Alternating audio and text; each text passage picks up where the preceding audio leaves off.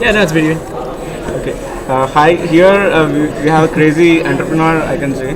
So can you just introduce about yourself, like To the camera. yeah, to the camera? Probably the other side of the audience concern. Yeah. My name's Daniel Epstein. I'm founder of the Unreasonable Institute, now Unreasonable Group, and currently Unreasonableatsea, which is an experiment in global entrepreneurship on a ship.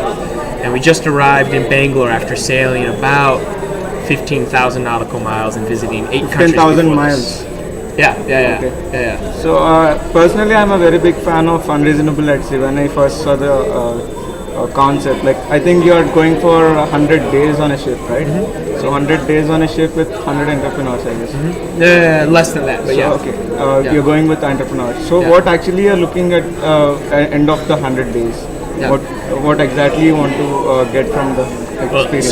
So like you said, it's a 100-day program. We're sailing to 13 countries, about 25,000 nautical miles. And the way I look at this is it's an experiment that's kind of on the edge of the edge, right? It's a totally radical experiment. And so actually, I'm not trying to predict success. Because like any good experiment, if you try to predict the outcomes, you narrow the aperture of what is possible. Right? So instead, what we're trying to accelerate as much as possible is our learnings, right? So how can we learn as much as humanly possible in a 100-day period about transnational entrepreneurship and the future of technology and entrepreneurship?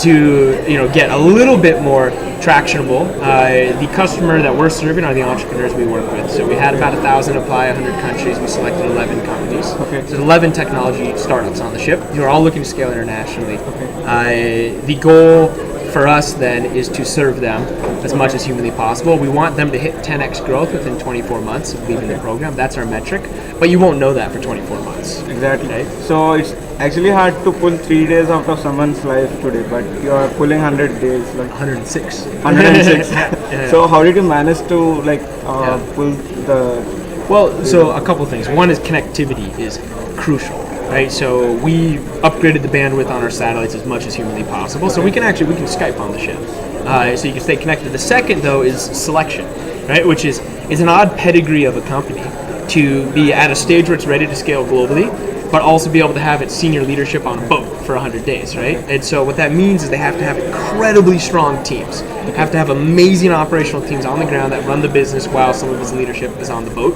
sailing around. And so that was very important. One of our companies left after the first week because the foundation, their team, wasn't strong enough to handle the situation. The other ones are thriving, which is amazing to see.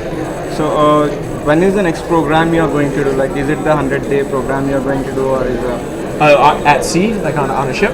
Anything that is unreasonable for you? We're running an institute this summer in Colorado. So our flagship program is the program in Boulder, Colorado, where we bring entrepreneurs from all around the world into Boulder for 6 weeks. It's a mentor-driven accelerator. We line up capital, mentorship, skill sets. The question of when will we do that next on a ship is a different question, because I won't have an answer to that until we're done, when we'll actually reevaluate, re-examine kind of the experience and say, do we want to do that again? And if so, how and in what ways would we tweak it? Right? Because this is like version 1 or version 0, and the question in like a V2 is how would we adapt? So you are putting up the learning system and you want to adopt it for the next time you do it. If we do it again. If you do it again. Yeah. I hypothesize we will, because it's been amazingly productive and fascinating. But so I think you're doing on a ship, and Geeks on a Plane is a thing which is going on. Yeah. So do you have any comment for that Geeks on the Plane? Yeah, they're awesome. Dave McClure's a really rad guy. I would say, comments for them, I wouldn't say comments, but I would look at patterns, right? Because how the world is kind of circulated around entrepreneurship. There's a startup renaissance, right? That's totally global. I mean, this is a perfect example of the Startup Festival. I think the second thing that's happening is a desire for it to be interconnected, and like a necessity for it to be interconnected at an international level. So you see things like Unreasonableatsea getting on a ship, going into 13 countries, 5 continents, right? You see things like Geeks on a Plane flying all around the world in all these different markets, because the things that we build are going to have to be collaborative on an international level if they're going to live in a global context. Right. And one last thing, entrepreneurship is like jumping into the sea and start learning how to swim. So do you have any one line or one phrase advice to the people who want to get into entrepreneurship?